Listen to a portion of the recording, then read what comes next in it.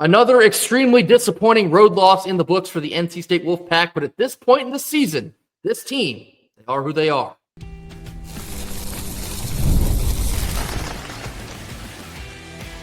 You are Locked On Wolfpack, your daily podcast on the NC State Wolfpack, part of the Locked On Podcast Network, your team every day. What's up, Wolfpack Nation? It's time to get locked in with Locked On. Thanks for making Locked On Wolfpack your first listen each and every day. We are free and available wherever you get your podcast and on YouTube. Part of the Locked On Podcast Network, the #1 sports podcast network, your team every day. Our Friday show is brought to you by 5 Hour Energy. Have your cake and drink it too. Birthday cake flavor is now back with no fork needed. Vanilla cakey flavor, caffeinated kick, and 0 sugar. It's party time. Order now at 5hourenergy.com or on Amazon. What's up, Wolfpack Nation? Happy Friday to all. As always, I'm Grayson Boone, joined by former Wolfpack defensive tackle Kenton Gibbs. Still kind of trying to pick up the pieces from a very disappointing road loss Tuesday evening in Charlottesville, 90-61 at the hands of the UVA Cavaliers. I mean, at this point, we hashed out basically everything there is to say in that Tuesday post game. This team is very flawed in very specific departments of basketball. It's well documented at this point in the season. The deficiencies are there. The strengths are also there. And when you go up against a team like UVA, who's a horrible mismatch for NC State, the results, well, unfortunately, they seemingly are what they are. But it's still disappointing nonetheless, Kenton. We've had not one, not two, but a couple different massive blowout losses, either on the road or at a neutral site this season. But we keep going back to the same central point here. There's problems that won't get fixed until the offseason. And Wade's talked about that in the post games and on the radio show. It's kind of funny. Every time he has his Will Wade radio show, I saw Wolfpack Stats tweet this as well. He loves to just dump on this team, like in a loving way. I want to get that point across. He's not completely dumping on them and throwing the rest of the season away and saying,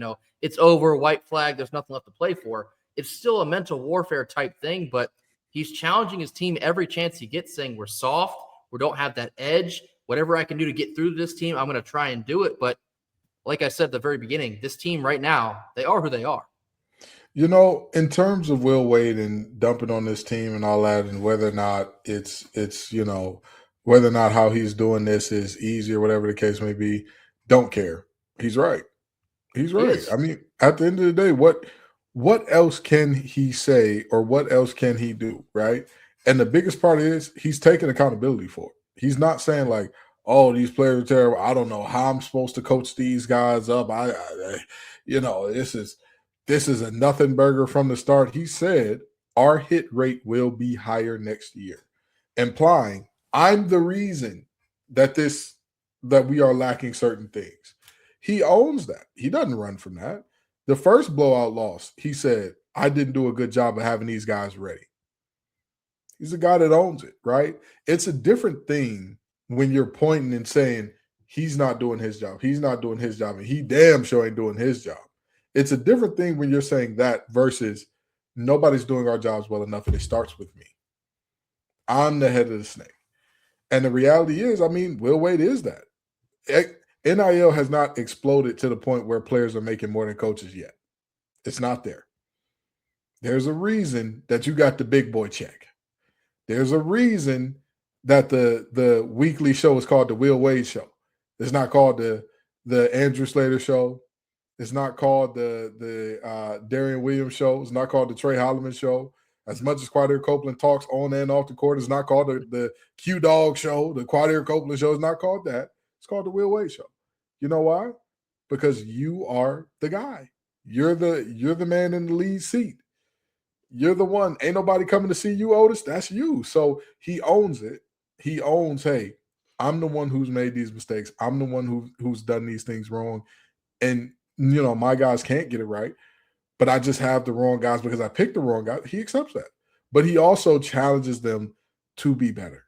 Like you said, it's not this team is bad and we may not win another game this year. And we better be okay with that. No. It's this team isn't where we need to be. But I'm going to get every ounce that I can out of this group. I'm going to get every ounce that I can out of this collective. There were folks in our comments in that post game saying, oh, just last week, y'all said that you were the greatest team ever. Grayson nor I ever said that. No, we did not. Yeah. We said when this team is clicking and firing at their highest clip, They can compete with anybody. They can beat anybody when performing at their highest clip because of the way that we can go 1 in, 4 out, and we got 4 guys that can all shoot the ball at a very high clip. That's difficult for any defense to deal with, especially at the college level. So, we're realistic about what this team is. Will Wade is realistic about what this team is. The reality of this team is the reality of this team. However, this is still a quality team. Just because this team has limitations and they're not perfect doesn't mean that you turn off the TV whenever they're playing. Oh, they got limitations and they're not perfect. Therefore, we've got no shot of doing anything meaningful for the rest of the season. Why do you believe that? We saw a team with many more holes, exponentially more holes, to the point where we're just dumping water out of the boat, win 5 games in 5 days, and then go on a Final Four run. We saw that. That was extremely recent. And yet, there are some folks that are ready to give up on this team. We know the limitations. We know who they are, but we also know what this team could be at their ceiling. We also know when this team gets hot, it's a difficult task for anybody. They can give anybody in the country all they can handle. The problem is your base level, or when you get cold, is as Andre 3000 once said, what's cooler than cool? Ice cold. And that's where we get sometimes.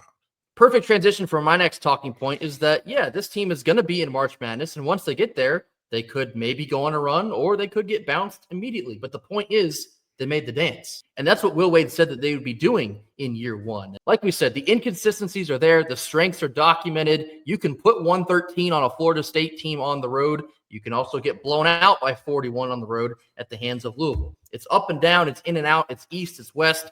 This team is a good team, but I wouldn't push it any further than the word good. They're not great. They're not elite. I wouldn't say they're super promising, but they're a good team. And that's okay.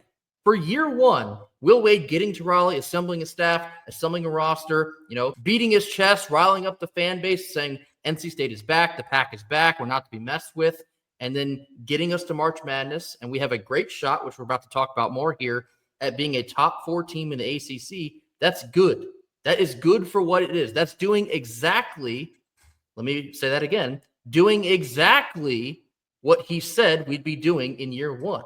He told us what the expectation was, and if we achieve that, that is a success in year 1. Now, to the point of getting blown out by 30 points, 40 points on the road, you don't want to see that even in a good year where you feel good about everything else. That's got to be fixed. And I trust Will Wade and the staff to fix that moving forward. But this team, for right now, they are who they are. And buckle up, because once you get into postseason basketball, it might be a coin flip. You don't really know what you're going to get, but we know the talent potential of this team. But unfortunately, in some instances, we've also seen the floor. Sometimes they'll check out mentally and we'll get avalanched on top of. You go on a 20-0 run, going in the wrong direction. It's like, boy, how in the world did we just get here? But this team, for what they are a good team. They're going to play some postseason basketball. And so after this 29-point loss on the road, you wipe it. You wipe it and you get ready for the next one, because the next game from here on out, and this has been true for about 2 weeks now, the next game is the biggest game. And you're only going to have to keep finding momentum the rest of the way. So on that note, coming up next, NC State will wipe this loss and get ready for a road game in South Bend, Indiana, playing the Notre Dame Fighting Irish on Saturday. We'll tell you what's at stake after a quick word from our sponsors. Our first Friday sponsor is 5 Hour Energy. Welcome to the 5 Hour Energy Flavor Draft. With 18 different flavors to choose from, including new options like Confetti Craze, Fruity Rainbow, and Cotton Candy, there's something for everyone. The board is set, the flavors are ready, and I've got my number 1 pick for the 5 Hour Energy Draft. I'm a watermelon guy. Anything watermelon flavored, sign me up, put me first in line. I'm down for it. And these 5 Hour Energy shots, specifically the one I love, that's watermelon, these shots will give you a boost of energy with 0 sugar. They also have a lot of upcoming flavor innovations planned, so perhaps if you have one in mind that you would like to see, you might see it get made. Head on over to 5hourenergy.com to find your new favorite flavor of 5 Hour Energy shots. These are available online at 5hourenergy.com or on Amazon. Our second Friday sponsor is Gametime. The biggest stretch of the college basketball season is almost here. There's buzzer beaters, there's bracket busters, and unforgettable moments that everyone's talking about the next day. Being there live and in the building for something like that, now that is bucket list type stuff. The hard part sometimes is actually getting those tickets. There's long queues, prices jumping around, and surprise fees that really get you right there at checkout. But the Gametime app is what gives fans the advantage with constant innovation. It's how you unlock amazing tickets and experiences in just a few taps. And the best part, it's incredibly simple to use. The Gametime guarantee means 100% legitimate tickets delivered on time at the best price. And don't forget, the fees are included inside the price you see. What you see is what you pay for, period. The seat view in the app is also a game changer. You can see a panoramic view of your seat in the app before you buy, so you know exactly what to expect upon arrival. There's no stress, no guesswork, just a smooth experience from start to finish. That is exactly what you want during the busiest part of the college basketball season. Take the guesswork out of buying college basketball tickets with Gametime. Download the Gametime app, create an account, and use code LOCKEDON for $20 off your first purchase. Terms, as always, apply. Again, create an account and use redeem code LOCKEDON, LOCKEDON, locked on for $20 off that first purchase. Be sure that you download the Gametime app today. Middle portion of our Friday show. As I said, now turning the page to this weekend, the NC State Wolfpack will be back on the road Saturday, a noon tip-off in South Bend, Indiana. The NC State Wolfpack will face off with the Notre Dame Fighting Irish. And Kenton, this is an absolute no doubt about it. This is a must-win game. Or, in some senses, you could also call it a cannot-lose type of game. The rest of the way, I believe if NC State wants a top 4 seed, you will have to go no worse than 2-1. In just a second, I'll bring up the standings, but you have Notre Dame on Saturday. You have Duke, a very quick turnaround. Duke back home in Raleigh in the Lenny on Monday. Then you close out the next Saturday after that with Stanford at home, the last game of the regular season. If you are not able to win 2 of these last 3 games, I think you can kiss that number 4 seed goodbye. And again, the significance of the double bye is, 1, not only did Wade say that was a goal of the season, but 2, you want to put yourself in the best possible position to compete for an ACC championship. And giving yourself that double bye, ensuring that you only have to play 3 games instead of 4 or 5 to get there. We did it once. We won 5 in 5 days. Not sustainable. Hope we never have to do that again, although it makes for a good story every once in a while. You want to win 3 games to get to that ACC championship. So again, in my mind, you absolutely non-negotiably have to go at least 2-1 here down the final stretch. As Will Wade said, if you want to win 5 in 5 days, at that point, you're banking on hope. And hope is a terrible strategy. It's an awful, awful, awful strategy. You're right where you need to be. There are certain teams, nothing you do, you can catch UVA. You can't do it. You can catch Miami. It's possible. But you know what? The Dirty Foot Club is nipping at your heels. Clemson is nipping at your heels. Louisville is nipping at your heels. So the same amount of teams that there are above you are below you, but let's be realistic about this, Grayson. There's one spot you could jump up. But how many can you drop down? 3? Yeah. You got to handle business. You cannot take this game against Notre Dame for granted. You cannot walk into this game thinking, oh, we're going to win because we deserve it and they're not. You have to take advantage of this opportunity. Because if you do not, that basically dooms you to a guaranteed, hey, you're not going to get in. And again, per this season, the pattern has been win 2 that you're supposed to, lose 1 that you're supposed to. Coming down the stretch, Grayson, how many games do we have left? We have 3 games. How many are the Wolfpack currently favored in? 2 of those. Hold serve. That's all we're asking. We're not asking for you to be Uberman and come out and all of a sudden, you know, everybody take the super soldier serum and get me 15 boards apiece, everybody in the front court. How about it? That's not what we're saying. We're saying hold serve and be the team that you've been. Hold serve and be the Notre Dame team that, let's be honest. Would you be surprised if Shrewsbury was back next year as the head coach there? Maybe a little. They've had a very down year, though. I would be shocked. With some of the outbursts and some of the things I've seen over there, I would be shocked if Notre Dame continues to perpetually be okay with, well, we're not really a tournament team. Well, we're not really good.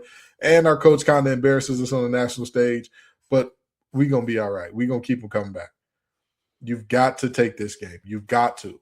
You've got to.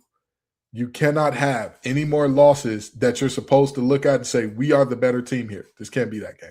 To Kenton's point, this is it. There is no other way around losing potentially 2 more games. You cannot lose either of these last 2 games that you will be favored in. That's Notre Dame and that's Stanford. As you see here on the screen, obviously NC State is currently in a 3-way tie for 4th. However, because we hold the tiebreak over the Dirty Foot Club and Clemson, we still sit there in 4th. I caution you looking up the tiebreak scenarios. I broke my own brain trying to figure it out just the other day. I was looking through all these scenarios and had trouble figuring out what was real and what was still yet to come here in the couple days. But NC State is still currently in 4th with that 3-way tie.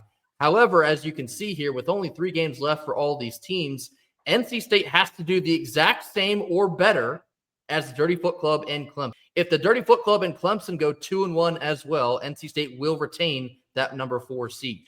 The team to watch is the team at the very bottom of the screen, and that is Louisville. If Louisville finds a way to go 3-0 in their last 3 games, they will take that number 4 seed away from us. Obviously, they beat us by 41 points, so they hold the tiebreak over us.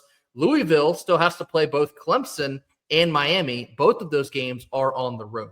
We just need the Cardinals to lose one of them. And again, that all goes moot if NC State cannot beat both Notre Dame and Stanford. So order of business number 1 is very clearly handle our own business. We won't be in a position to accept any additional help if we're pooping our own pants and getting in our own way, and we're not able to keep ourselves in that race. The Dirty Foot Club still has to play both Clemson and Duke. Duke still has to play us, UVA, and the Dirty Foot Club, although I believe they still have that top spot pretty much locked up. Although maybe Duke will drop to the 2 spot and UVA will rise up and take number 1. But the top 2 seeds there, those are pretty much locked. There's also potentially another world where NC State can finish with the 3 seed. If NC State goes 3-0 or 2-1, and Miami still has to play on the road at SMU and also Louisville, and they play Boston College, but they're going to beat Boston College.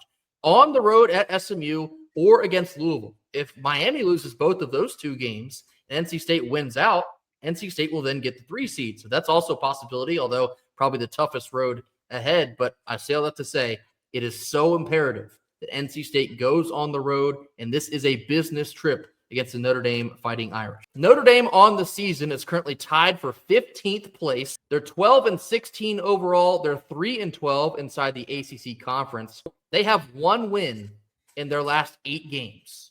They are struggling in a bad way right now. They just want the season to be over. They're not going to make the ACC tournament. They can't really play spoiler to, unfortunately, anyone but us. So keep your antennas up for that one. Must-win game for NC State. Kenton, without looking, do you want to guess who their 1 win in their last 8 games was against? Boston College? Georgia Tech. And Will Wade called this out on his radio show. Georgia Tech has not won a single game since they beat us inside the Lenovo Center. So when Wade gets irritated about what this team still could have accomplished and leaving meat on the bone, look no further than right there. You look at NC State sitting there at 10-5. If you beat Georgia Tech like you were supposed to, and if you were able to close out that game at home against Miami, you're sitting at 12-3, firmly planted as the 3 seed. And at that point, very likely you wouldn't be able to fall back out. So you can certainly understand Wade's gripes with this team and their inability to finish and finding an edge and, playing with that killer instinct, because it's proof in the pudding sitting here right in front of us what they have left on the table at this point in the season. But the fight ain't over. Go on the road and beat what is a bad Notre Dame team. Do whatever you can figure out a way to do against Duke. Like I said, y'all are going to call me crazy because it's Duke and it's Big Monday again. We've gotten our tails beat the last couple Big Mondays. We can beat Duke. Now, me saying we can beat them and we are going to beat them, those are about 50 miles apart. Yeah. 50 miles apart. I'm not predicting a win there, but I wouldn't be surprised. But it'd be crazy. It'd be crazy, but I wouldn't be surprised. But that's what you were saying, Grayson. At the end of the day, all the scenarios that you just pitched, NC State can make them all null and void. Correct. If Louisville wins out, if Clemson wins out, if Louisville wins out and one of Clemson or UNC wins out, because both can't win out because they play each other. Correct. If that happens, guess who still comes out on top if NC State wins out? If we win out, if you get that win against Duke, if you pull off one of the biggest upsets this year, and you finally get the quality win that everybody's been saying that you don't have, you're right there. But guess what? The quality win loses a great amount of its value if you lose this game against Notre Dame. Don't get me wrong. For seeding purposes in the NCAA, I think that bumps you up at least 1 seed, a win over Duke. Absolutely. Absolutely. That takes you to about the 6th line at that point, I would believe. But with that being said, all of that stuff don't matter. We're talking about March. Grayson, has the calendar turned over to March yet? Has not yet. Okay. Do we have more games in the month of February, Grayson? We sure do. All right. So it seems to me, and this was something we got on Keats about last year when they were asking him, how did your players figure this out in February? And his answer was, they know what to do when March gets here. We said the same thing in terms of this is not good enough. Each game should matter. Each moment should matter. Each rep should matter. This game against Notre Dame sets the stage for that Duke game to matter to an extremely high degree. If you get this win against Notre Dame, that now adds a whole nother level to if you pull off that upset against Duke. Now you're in serious contention, not only for a top 4 seed, not only do you virtually have it locked up, but you also are going to be no lower than on the 7 line. No lower. I can't imagine a world where you're lower than a 7 after an upset of Duke. That Duke game is very interesting for us, too. Like I said, it's sandwiched in between them playing UVA and then the Dirty Foot Club. So I don't know. Maybe a raucous environment in the Lenny could prove something different. But, of course, that remains to be seen. Duke, actually, they just played Notre Dame on the road, and Duke beat them by 44 points. So, again, we're not Duke. I'm not saying that we should also beat them by 44 points. But my point in saying that is Duke is an elite team.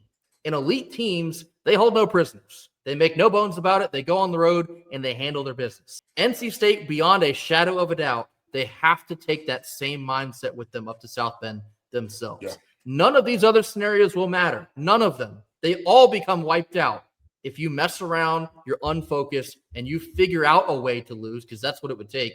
You figure out a way to lose this game to Notre Dame. That right there would tank your ACC standing stock. You might even lose the whole seed line in the NCAA tournament, for being honest. You could wind up an 8 seed, possibly even a 9 seed with how bad of a loss that could potentially be. Let's do everyone a favor and just not even have to sweat about that. Go on the road, handle your business, and then we'll take on Monday when Monday comes back around. Coming up next, we're switching gears and talking NC State women's basketball. They actually have had a quick turnaround, and they have planted themselves back in the top 4 of the ACC standings. We'll talk about how they did it after a quick word from our sponsors. And our third Friday sponsor is Coast. Coast Pay is giving Locked On College listeners up to $2,000 credit for your business whenever you get started today. If you manage a crew that's construction, HVAC, landscaping, any operation with trucks on the road, you already know how messy gas and material spending tends to get. Cards get shared, receipts disappear, and month-end turns turn into a headache. Coast Pay has the ability to fix all of that. Coast Pay is a modern fuel card and expense management tool specifically built for fleets. Fuel, maintenance, materials, all on one card with real control and instant visibility. Every transaction will show up the moment it happens. No surprises. If someone fuels up at an odd time or tries to buy something outside their limit, you will know instantly. You'll get real-time alerts so you always know who's spending what and where. Automatic receipt capture that makes month-end simple, and fraud protection with employee check-ins by text, no shared PINs. It's built for operators who don't have the time to chase paperwork. And unlike old fuel cards, there's no contracts or commitments, just smarter expense control. Right now, Coast Pay is offering our listeners up to $2,000 credit when you get started at coastpay.com/lockedoncollege. Go to coastpay.com/lockedoncollege to see how you can earn up to $2,000 credit. The Coast Visa Commercial Credit Card is issued by Celtic Bank. All card accounts are subject to credit approval. Last couple minutes of our Friday show, switching gears onto women's basketball. Where we left y'all, they had a very disappointing road loss at Duke, but since then, we told you they had the opportunity to rewrite their wrongs and find their way back into the top 4 of the ACC. And by golly, they have done it. They picked up a very impressive and dominant win against the Syracuse Orange at home, and they followed it up with a Thursday evening senior night win, which is ironic because they don't have any seniors. But they beat Wake Forest by 9 points, and they are now firmly back inside the top 4, sitting as the 4th seed. They have just one regular season game left to play. It's the second worst team in the conference on the road at Pitt. Destiny is in their hands yet again, Kenton. One game left to win, and if they do, They're inside the top 4 again. You have to give this team credit. You have to give Camille Pierre, Zoe Brooks, and company credit, because you're looking at a situation where everybody's saying no seniors down year, no seniors down year. You don't have the big wins, and yet you're still top 4 in one of the best conferences in all of women's basketball. You have to give this team credit. You'd be delusional to say, oh, everything is the same with this team. Everything is, there's nothing exciting. There's nothing new. There's nothing good with this team. You'd be lying to yourself. This was a wonderful display by this team, and clawing back and playing a Syracuse team that has played above their heads all season. And that game, in essence, was a play-in for the double bye, and they get it done. So it's a heck of a job. And I'm talking about the game before Wake Forest there. It's a heck of a job to get that game done and then stay here. And it just tells you how different the expectations are from team to team, because we're excited about Will Wade competing for the double bye. Meanwhile, everybody's looking at Westmoreland. What's going on? Why are we only in contention for the double bye? So, credit to this squad. We're sitting here ho-humming about a team that is more than likely going to be 20-9 overall and 13-5 inside one of the best conferences inside of women's college basketball. Now, much like the men's team, I also think their strengths and weaknesses are pretty much well documented at this point. But the things they do really well when they truly lock in and focus on it are rebounding. Obviously, Camille Pierre is a monster. But when you also get Tilda Trieger 2 feet in the mix, she also had a double-double Thursday night against Wake. The two of those are a dominant force inside the Wolfpack front court. And you can take your team relatively far if you can lock in on that and play complementary basketball around those two. Zam Jones has had a little bit of an up and down season, but we know the talent that she can have at her. Zoe Brooks had 17 points on Thursday night. She's been kind of here and there as well. But again, this team, kind of like the men's, in the same breath, when they put it all together, they can play with the likes at the top of this conference or virtually any conference. But it just kind of goes back and forth some nights where you don't really know what you're going to get. But on the whole here, it is very impressive that they are back in the top 4. They're going to have a double bye. They're going to put themselves in a decent spot to compete for another ACC championship. And Westmore, for what it is, this is a team that was very disassembled like late into the summer. Think about when we picked up Camille Pierre out of the portal. Actually, it wasn't even the portal. It was the secret portal that's becoming a hot topic for football nowadays.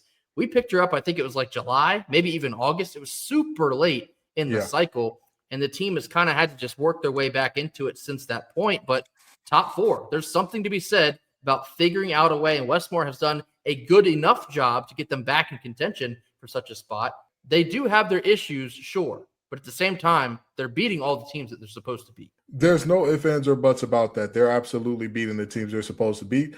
And with all due respect, there's some value to that. There's some credence to that, especially when the teams that you're supposed to beat becomes everybody in the conference except 3 teams.